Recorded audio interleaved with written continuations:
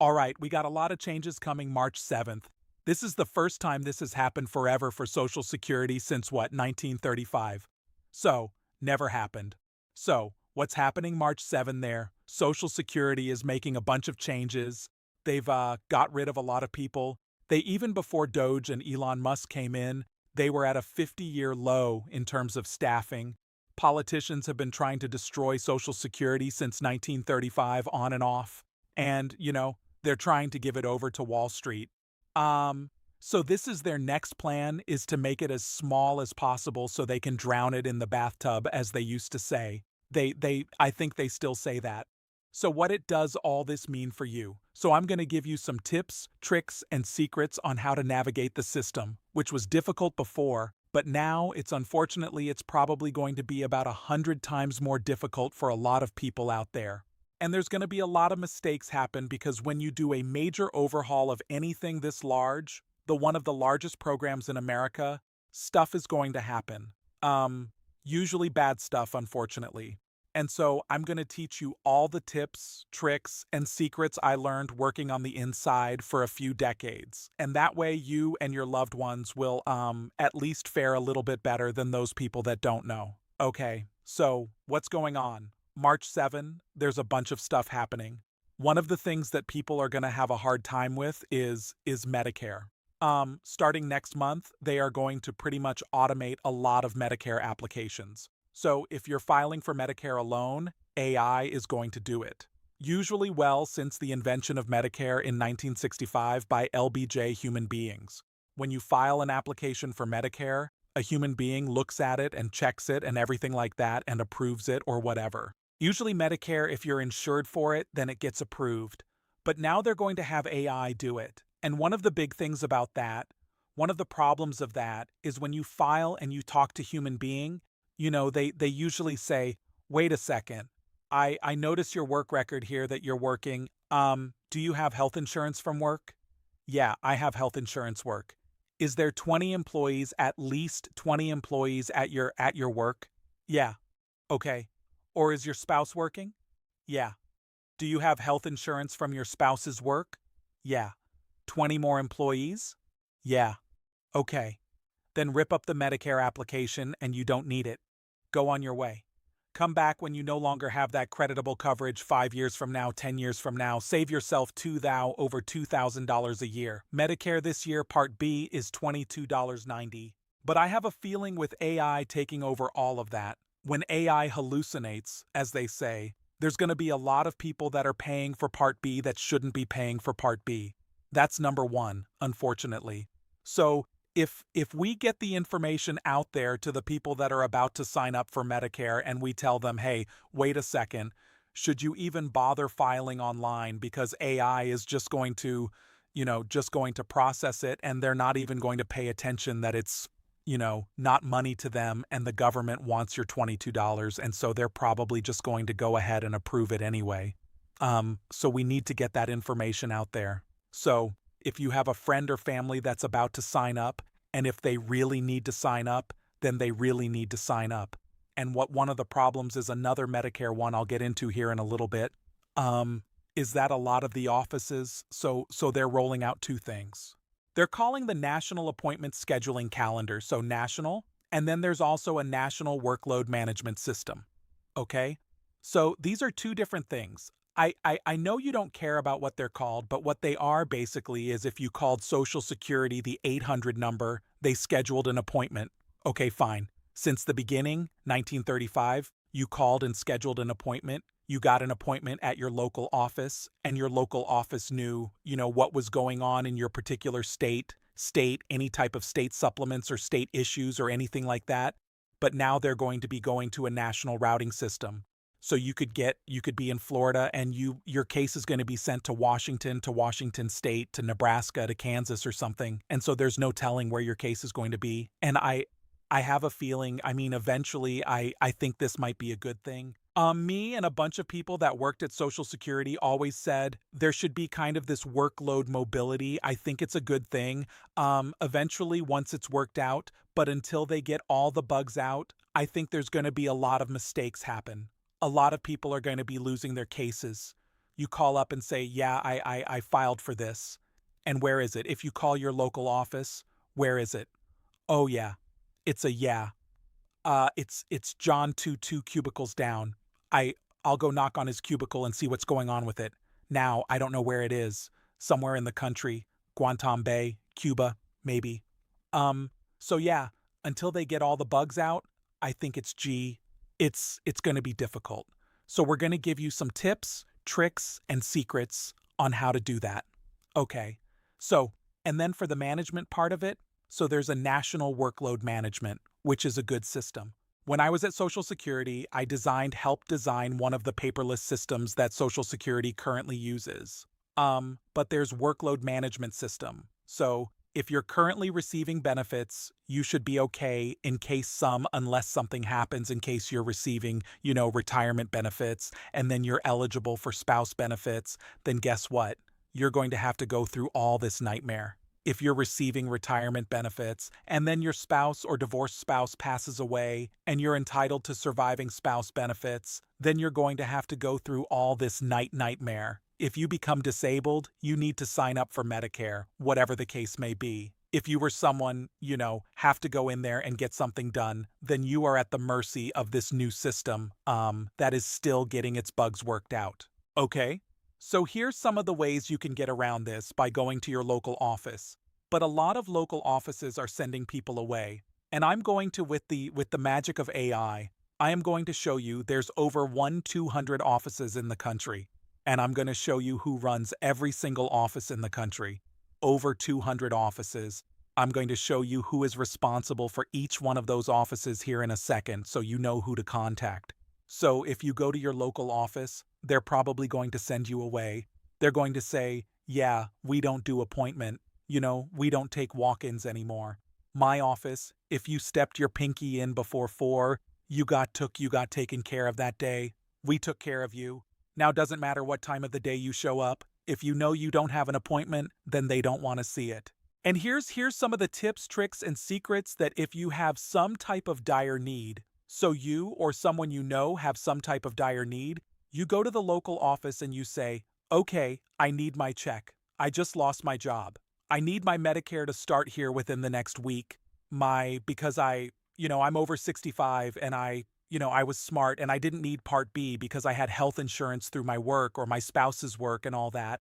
I had creditable coverage. So now I'm 67 or 70 or 72 and I just lost that coverage and I need to sign up for Part B because I've got some type of procedure. I need to get medications in the next week or something like that. And if you walk in there and they say, yeah, sorry, we don't take, walk-ins, you have to set up an appointment and your appointment won't be for 2 months. So that's not acceptable. So what you do is you first have to get through the guard, and usually these guards are pretty big. But we had one my Moy from Samoa, and he was big and gigantic, but he was a big teddy bear.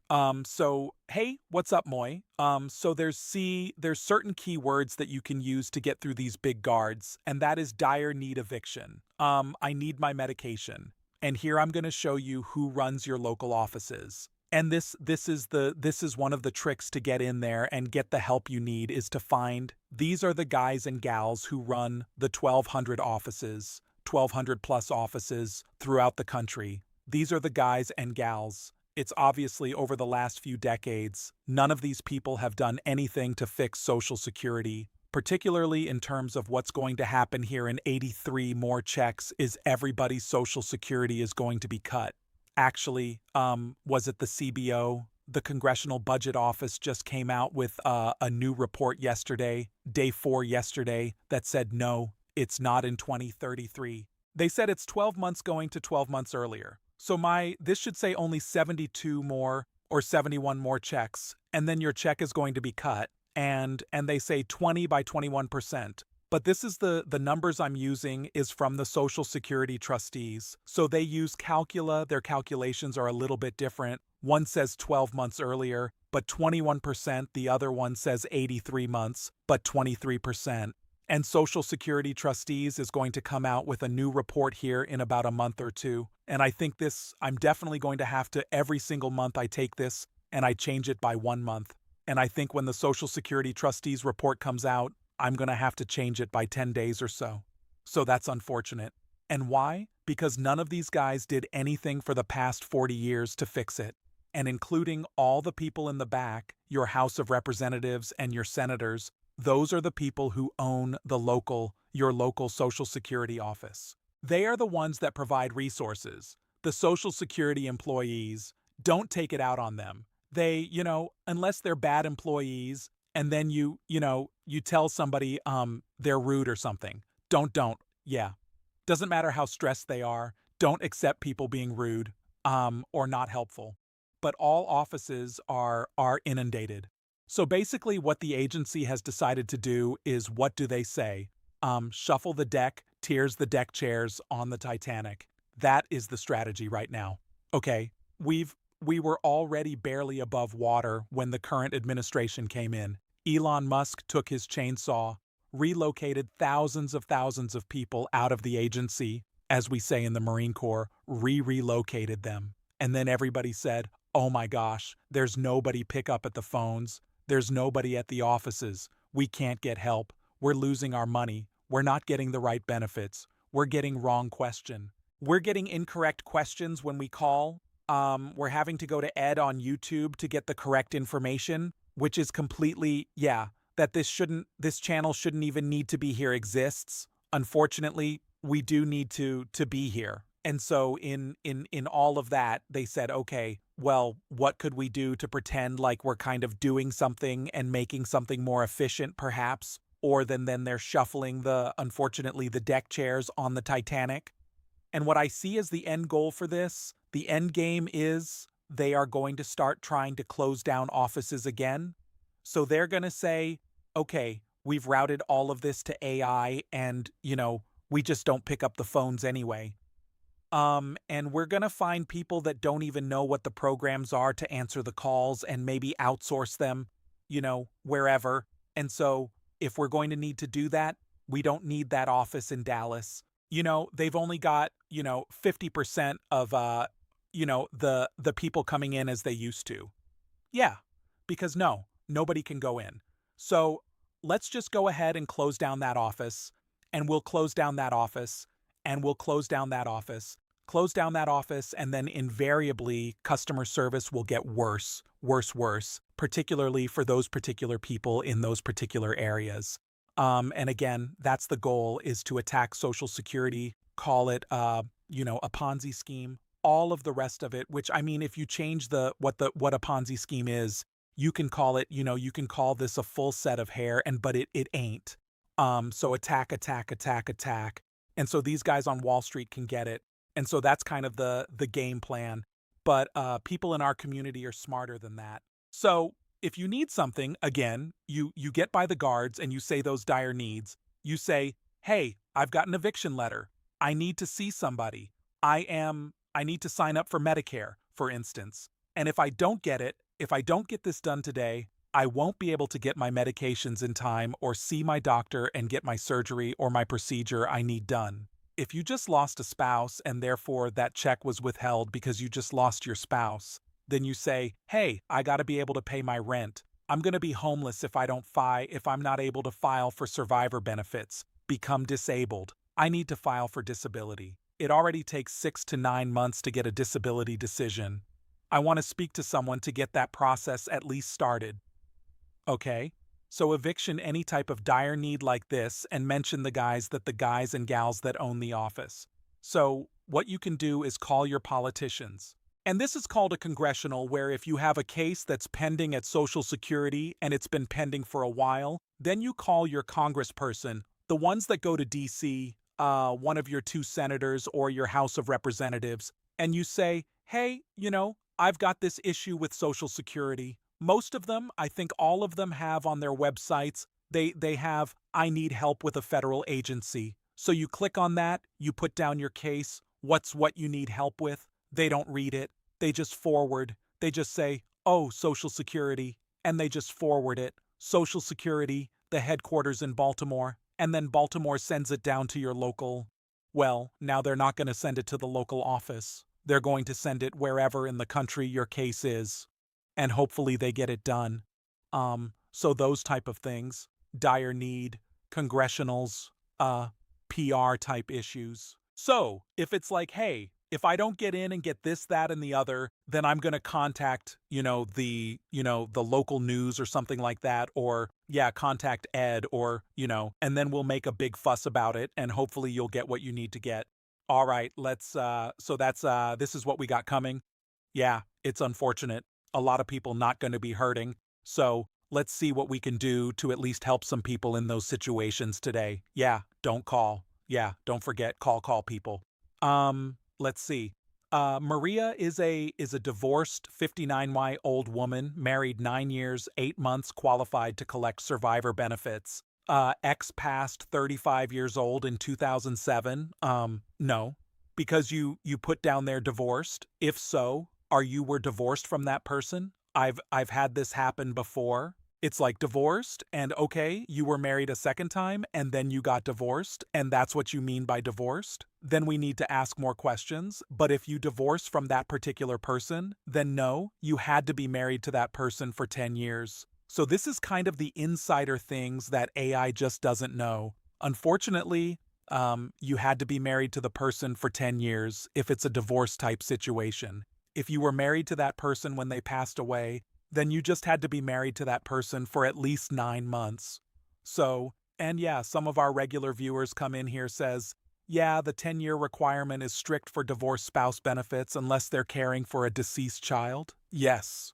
If it's called child in care, great, Danny. They has a PhD in Social Security. If you are caring for a deceased spouse's child and that child is under the age of 16 or became disabled before the age of 22, that's called child and care benefits. And, yeah, you would be able to get benefits in that particular case, but other than that, unfortunately, no. All right, so let's see here. We've got some video questions. Let's see what we got. Some people sent in some questions. Hello. Hi, Dr. Ware. My name is John. I am 62. I'll be 63 in another 2 months. So, I tried to go on your benefit calculator for retirement calculator, and this calendar pops up, and you have to go backwards through the calendar, and I'm 62. It's going to take me all day to backtrack all the way back to then. Is there another way to do it where I can enter my actual birth date and speed the process up? Okay. Yeah. Um I don't know about all day. But yeah, he's talking about the app we have. Yeah, you can go online. So, onto my website, mygovexpert.com, and that what he's talking about. And if you go to mygovexpert.com, click on the little Social Security, click on retirement, and then it has when to start, and you can click the when to start calculator. And yeah, it's don't have to go anything. You just type in, let's say 19. What you say, 1959. 1959. And there you go. And you just put in your PIA. Let's say your PIA is $2,500. That's your benefit at your full retirement age. And then it'll give you right there, it give you a couple of scenarios of, okay, what if I file at 63 versus filing at 67? How much is that going to be? What's the break even point there? And I give you a nice little graph there. And you can even throw a couple of bucks to support the whole thing. But yeah, you just put it right in there. Maybe you're probably talking about the app. I'll check out the app pipe part, but the app if you're doing it on your phone or something like that. But if you go onto the actual website, it's pretty easy. There